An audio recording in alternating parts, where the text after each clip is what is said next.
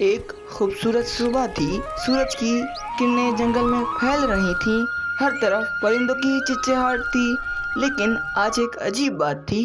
कौवी कहीं नजर ही नहीं आ रही थी। काली कौवी, जल्दी आओ, तुम्हें पता है ना, आज हमें एक नए आम के दरख्त पर जाना है। कौवी कोई जवाब नहीं देती है। अरे ये कहाँ चली गईं? उस वक़्त नीली चिड़िया और नीला भी वहाँ थे। वो काले कौवे को देखकर ये बोलते हैं, अरे काली कौवी कहाँ है? सुबह से मैंने भी उसे नहीं देखा है। हाँ, ऐसा तो कभी नहीं होता है, ये पहली मर्तबा हुआ है। काला कौवा इधर उधर देखता है और फिर सबसे ये बोलता है, वो कभी बगैर बताए नहीं जाती हैं। मुझे लगता है कि हम सबको उसको ढूंढने के लिए जंगल निकल जाना चाहिए। फिर वो तीनों काली कौवी को ढूंढने जंगल निकल जाते हैं।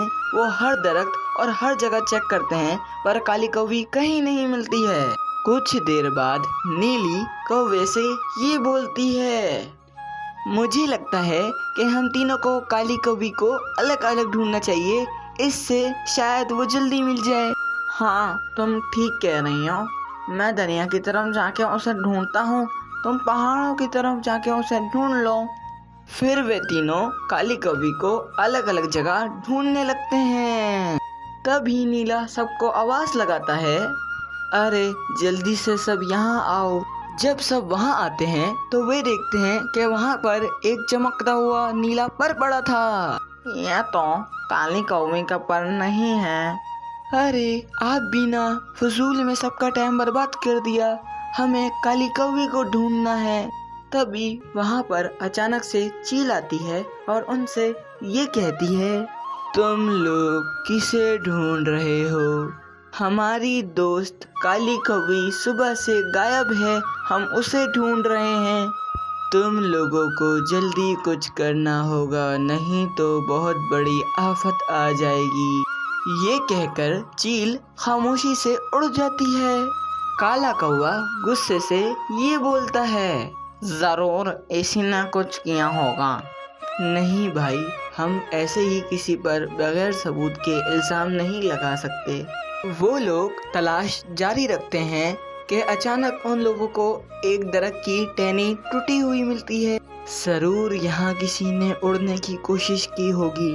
वो लोग अभी उस दरख्त को देख ही रहे थे कि अचानक उनको एक हल्की सी आवाज आती है, बचाओ बचाओ, कोई मेरी मदद करो।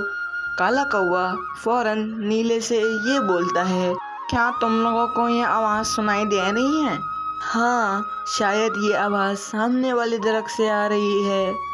वो लोग आवाज की तरफ जाते हैं तो देखते हैं कि आवाज एक दरख्त से आ रही थी, जिस पर बहुत सारी बेलें और झाड़ियाँ लगी हुई थीं।